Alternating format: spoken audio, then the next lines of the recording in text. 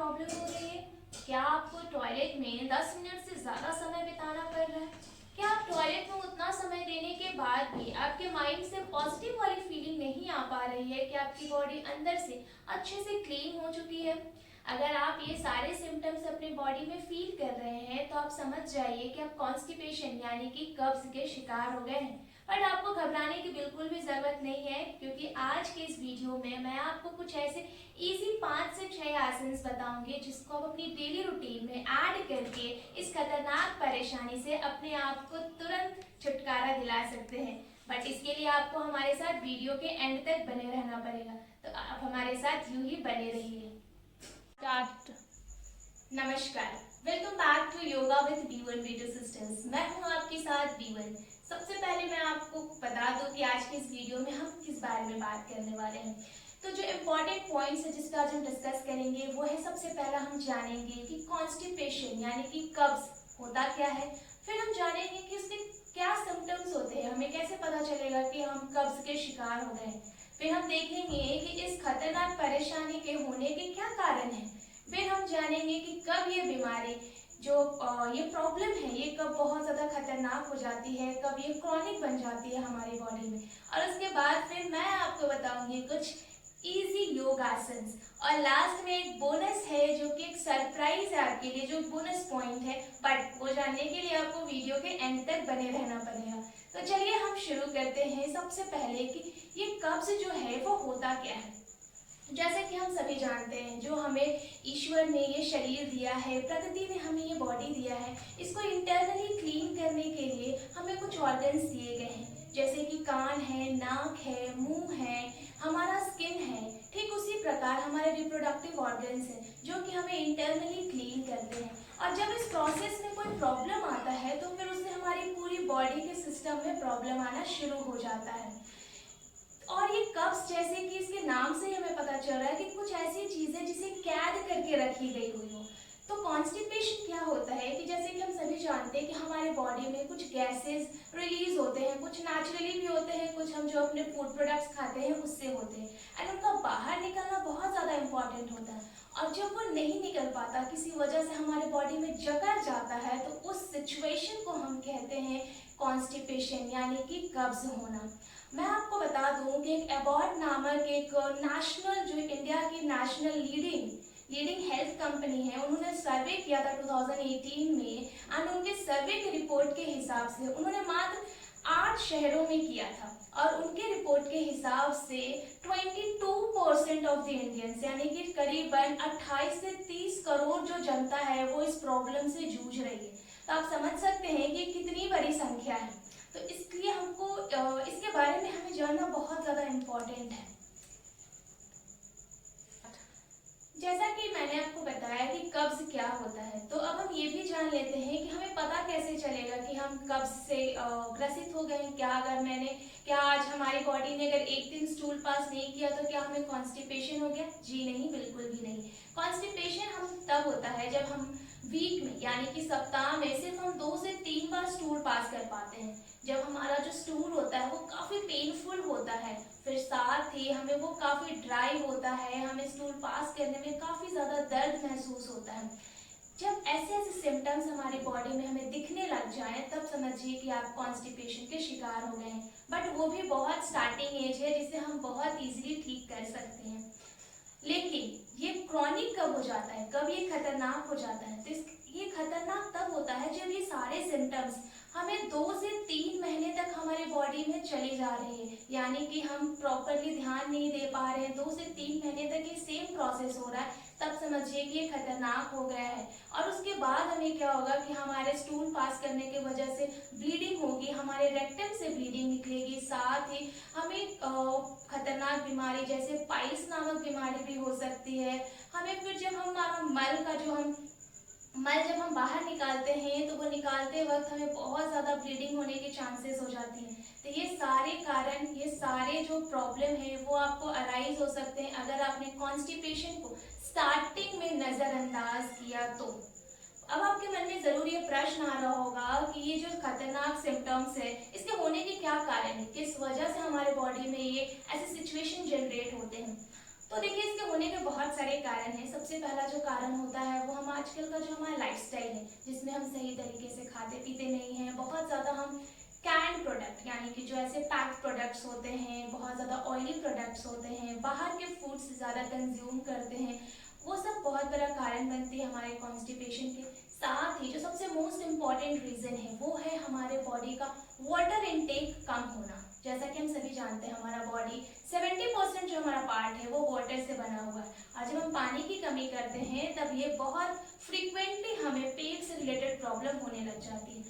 Next हम बोल सकते हैं जब हमारी डेली रूटीन लाइफ में चेंजेस आता है, जैसे कि धीरे धीरे जब हम ओल्डर होते जाते हैं, यानी कि बहुत हमारा जो एज होता है वो काफ़ी ग्रोन अप हो जाता है। फिर साथ ही जब विमेन प्रेग्नेंट होती हैं तब उनको ये प्रॉब्लम देखने को मिलती है। साथ ही ड्यूरिंग ट्रैवल, जब हम ट्रैवल करते हैं तो हमारे डेली रूटीन लाइफ में बहुत चेंजेस आता है, इस वजह से भी कॉन्स्टिपेशन हो सकता है। साथ ही जब हम बहुत सारे मेडिसिन कंज्यूम करते रहते हैं तो उनके भी कुछ साइड इफेक्ट्स हो सकते हैं हमारे कॉन्स्टिपेशन होने के। यानी बहुत ही नॉर्मल कारण है जिसे हम नज़रअंदाज भी बहुत नॉर्मली करते हैं, और यही वजह है कि ये कॉन्स्टिपेशन धीरे धीरे बहुत ज़्यादा खतरनाक हो जाता है।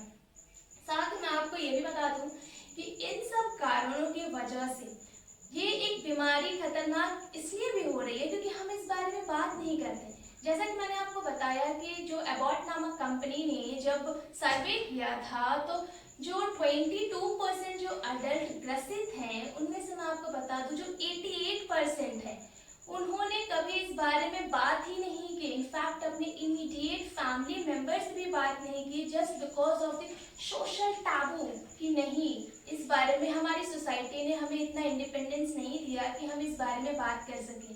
बट इसके बारे में बात करना बहुत ज़्यादा इम्पोर्टेंट है।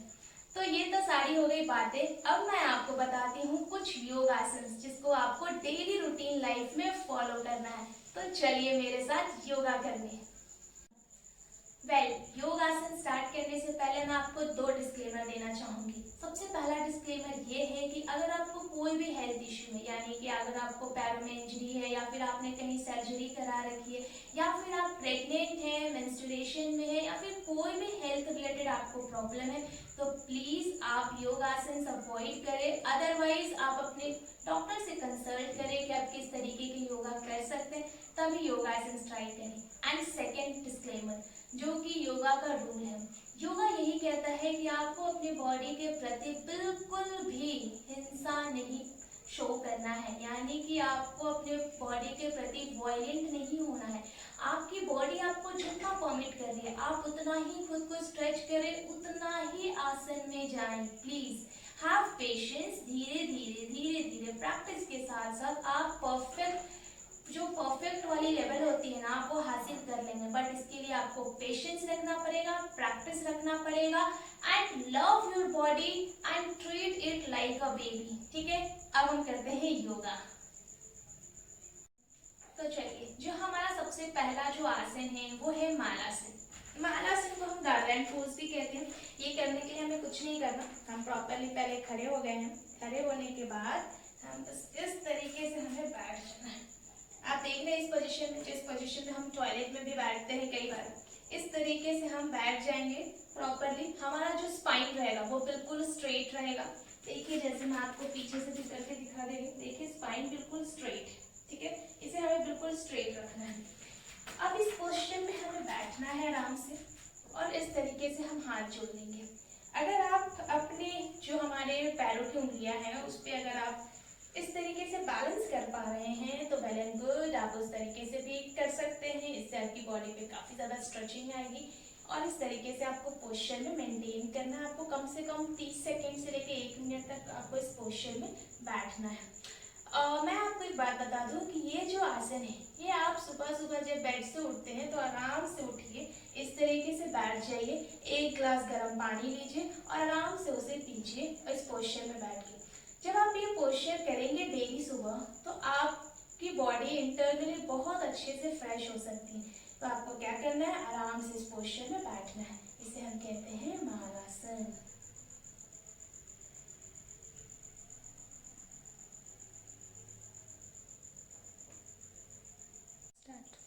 अब जो हमारा दूसरा आसन है वो हम देखेंगे वज्रासन। इसे हमें मैं आपको वज्रासन करने से पहले बता दूं कि वज्रासन मात्र एक ऐसा योग आसन है जिसे हम खाना खाने के जस्ट बाद कर सकते हैं। तो चलिए हम आपको बताते हैं कि वज्रासन कैसे आपको करना है। इसके लिए आपको क्या करना है, अपने नीज पे आप इस तरीके से खड़े हो जाएंगे। मैं आपको इस तरीके से दिखा देती हूँ। आप इस तरीके से नीज पे खड़े हैं, आपको ये पीछे से, ये देख रहे हैं आप, इस तरीके से आपको टोज को टच करना है। ये टोज जो है आपके टच रहेंगे, बीच में जो गैपिंग है, इस गैपिंग पे आपको आराम से इस तरीके से बैठ जाना है। आप देख रहे हैं टोज जो है दोनों टच है। इस पोस्चर में हमें आराम से बैठना है। बैक हमारा जो स्पाइन है बिल्कुल भी स्ट्रेट रहेगा और आपको इस तरीके से बैठना है।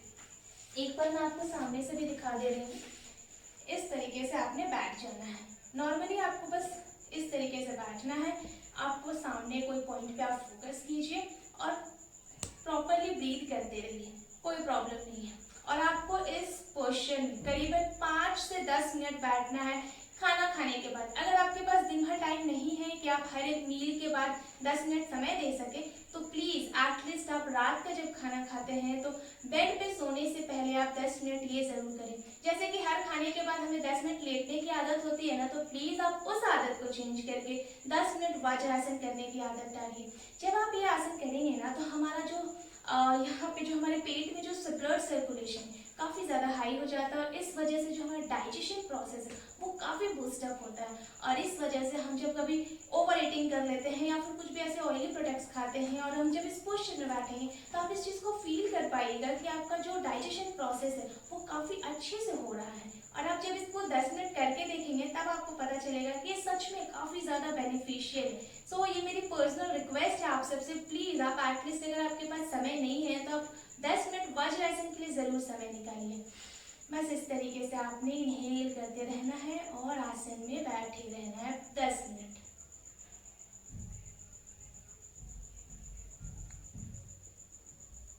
हमारा थर्ड आसन जो है वो है मंडूक आसन। मंडूक आसन भी काफ़ी ज़्यादा इजी आसन है। हम इस करने के लिए हमें क्या करना है कि सबसे पहले हम वज्रासन की पोजीशन में बैठ जाएंगे, जिस तरीके से मैंने आपको इससे पहले बताया। वज्रासन की पोजीशन में आपको बैठे रहना है। आपने इस तरीके से इनहेल करते हुए अपने नाभि के पास इस तरीके से इनहेल करते हुए अपने दोनों हाथों को रखना है और इस तरीके से बेंड कर जाना है। और यहाँ पे हम ब्रीदिंग को थोड़ा होल्ड करने की कोशिश करेंगे। अगर आप पूरे तरीके से सर जमीन में नहीं टच कर पा रहे हैं, अगर आप यहाँ तक आ पा रहे हैं, डोंट वरी, आप यहीं तक आइए। मैंने बार बार बोला है, प्लीज डोंट फोर्स और प्रेशराइज योर बॉडी। आप जहाँ तक आ पा रहे हैं आप वहीं तक आइए। धीरे धीरे धीरे धीरे जब आप प्रैक्टिस करेंगे आप यहाँ तक आराम से आ जाएंगे और पोस्चर को हम मेंटेन करेंगे।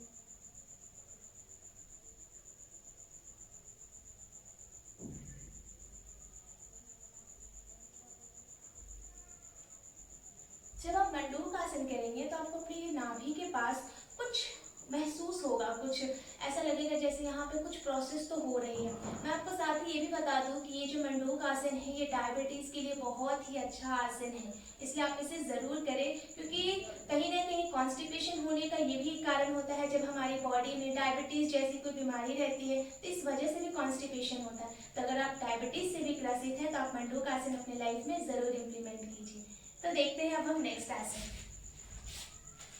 जो हमारा फोर्थ आसन है उसे हम कहते हैं पवन मुक्त आसन। ये करने के लिए हमें क्या करना है, हम अपने पीठ के बल पे लेट जाएंगे। आराम से ऐसे हमें लेटना है, अपने पैरों को फोल्ड करना है। इसे हम अपने पैरों को इसमें हमें हक करना है, ठीक है। इसलिए इसमें हमें क्या करेंगे, हम दोनों पैरों को इस तरीके से उठाएंगे, इसे कोशिश करेंगे सामने लाने की और इसे टच करेंगे अपने चेस्ट में। अपने हाथों से अच्छे से इसको हक कर लेंगे, जितने अच्छे से आप कर सकते हैं उतने अच्छे से हक कीजिए पैरों को और अपने सर को इसमें टच करने की कोशिश करेंगे और पोस्चर को मेंटेन करेंगे। अब बहुत लोग होंगे जो कहेंगे कि मेरे से तो हो नहीं पा रहा है क्योंकि हमारे पास हमारी जो बेली है वो बहुत फैट है। कोई बात नहीं, आपको भी घबराने की जरूरत नहीं है। अगर आप दोनों पैर नहीं कर पा रहे हैं कोई बात नहीं, आप धीरे धीरे एक पैर को लाइए, जितना दूर ला पा रहे हैं आप उतने दूर तक लाइए। एक एक पैर को हक करेंगे हम धीरे धीरे। पहले हम एक पैर को हक करेंगे। सर आप नहीं ला पा रहे हैं, डोंट वरी, सर को आराम से आप रेस्ट करने दीजिए, बस पैरों को हक कीजिए, ठीक है। एक पैर को ऐसे हक करके रखा, फिर दूसरे पैर को ऐसे करके हक करके रखा, ठीक है। फिर धीरे धीरे हम जब कोशिश करते रहेंगे तो हम दोनों पैरों को भी इस तरीके से हक कर लेंगे। अगर आप ये नहीं कर पा रहे हैं, अगर आपको ये करने में प्रॉब्लम हो रही है, तो आप पहले इस तरीके से अपने पैरों को ऊपर रख के ये आप दीवार के सहारे कर सकते हैं। इस पोस्चर में मेंटेन करने की कोशिश कीजिए। इससे हमारा बेली फैट्स काफ़ी रिड्यूस होता है। जब आप ये धीरे धीरे जब आप ये करना सीख जाएंगे, तो धीरे धीरे जब आपकी बॉडी में प्रॉपर बैलेंसिंग इम्प्रूव होगी, तो आप आराम से पवन मुक्त आसन कर लेंगे। और इस पोस्चर को हम कहेंगे पवन मुक्त आसन।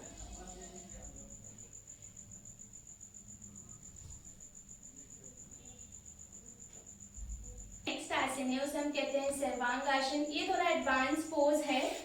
ये उन लोगों के लिए जिन्हें बेसिक योगा आता है।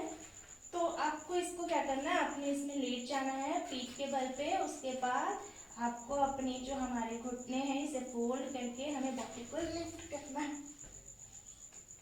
स्टार्टिंग में हो सकता है कि आपकी बॉडी स्ट्रेट लिफ्ट ना हो, बट जितनी हो पा रही है आप उतना ही धीरे धीरे प्रैक्टिस करें। धीरे धीरे आपको इस पोस्चर में आ जाना है, बट ये आने में आपको थोड़ा टाइम लगेगा। बट मैं आपको बता दूं कि सर्वांग आसन हमारे डाइजेशन के लिए बहुत ही अच्छा है। यानी कि ये आसन अगर हम रेगुलर प्रैक्टिस करें तो पेट से रिलेटेड जितने भी प्रॉब्लम्स है ना, वो छू मंतर गायब हो जाती है। बट ये आपको स्टार्टिंग में प्लीज, अगर आप बिगनर्स हैं तो please be cautious and be alert. धीरे धीरे प्रैक्टिस करें। पहले आप दीवार की मदद जरूर लें। ये देखिए, आप पहले यहाँ धीरे धीरे जितना आप उठा पा रहे हैं, अगर आप ऐसे रख पा रहे हैं, आप ऐसे धीरे धीरे धीरे धीरे करते आपने यहाँ पे बैलेंस कर लेना है, ठीक है। और पोस्चर को हम मेंटेन करेंगे।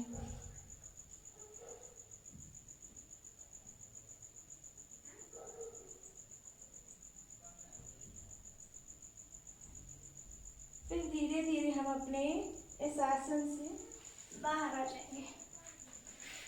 ये हुआ हमारा सर्वांग आसन। ये तो हमारे सारे 5 आसन हो गए। ऐसे बहुत सारे और भी आसन है, लेकिन मैंने आपको 5 आसन इसलिए बताया ताकि आप प्लीज ये ऐसे आसन है जो कि सबको ही अपने लाइफ में इसे इंक्लूड कर सकते हैं डेली लाइफ में, और इससे आप जब करेंगे तो आपको काफी ज्यादा बेनिफिट मिलेगा। बट योगा ना प्राणायाम के बिना अधूरा है, तो इसलिए हमें प्राणायाम जरूर करना चाहिए। और प्राणायाम आप किसी भी कंडीशन में हैं तो आप कर सकते हैं, बट वो भी डिपेंड करता है। अगर आपको कोई रेस्पिरेटरी प्रॉब्लम है तो प्लीज आप डॉक्टर से जरूर कंसल्ट करें, तभी जाके उसे अपनी लाइफ में इंक्लूड करें। प्राणायाम में हम अनुलोम विलोम कर सकते हैं, कपालभाति कर सकते हैं। अनुलोम विलोम जैसे करने के लिए हमें क्या करना है, एक नॉस्ट्रल से हम इनहेल करते हैं, दूसरे नॉस्ट्रल से एक्सहेल करते हैं। जब हम ये वाले प्राणायाम करते हैं तो इससे क्या होता है कि हमारी बॉडी के जितने भी जो बैड जो गैसेस होते हैं वो बाहर निकलते हैं, जो कि हमारी बॉडी को इंटरनली क्लीन करने में बहुत ज़्यादा हेल्प करती है। तो आप जब भी योगा करें तो उसके बाद ज़रूर प्राणायाम को अपनी लाइफ में इंक्लूड करें।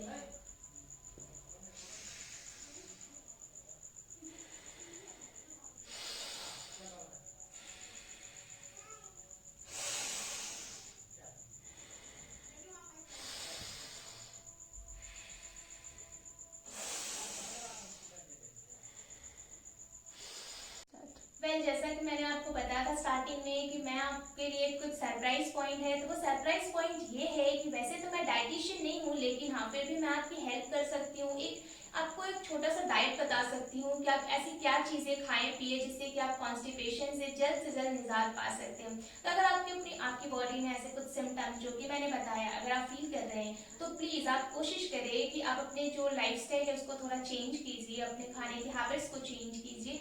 उसमें आप अपने खाने के जो हमारा डाइट होता है उसमें हाई फाइबर कंटेंट जो भी प्रोडक्ट्स होते हैं, जैसे कि फ्रूट्स में हमारा कीवी हो गया, ग्रेप्स हो गया, एप्पल हो गया, ये इंक्लूड कर सकते हैं। वेजिटेबल में आप ब्रोकली ले सकते हैं। फिर जो होल व्हीट जो ग्रेन्स होते हैं जैसे ब्रेड हो गया, ये सब आप कंज्यूम कर सकते हैं। साथ ही दाल का कंजम्पशन आप बढ़ा सकते हैं।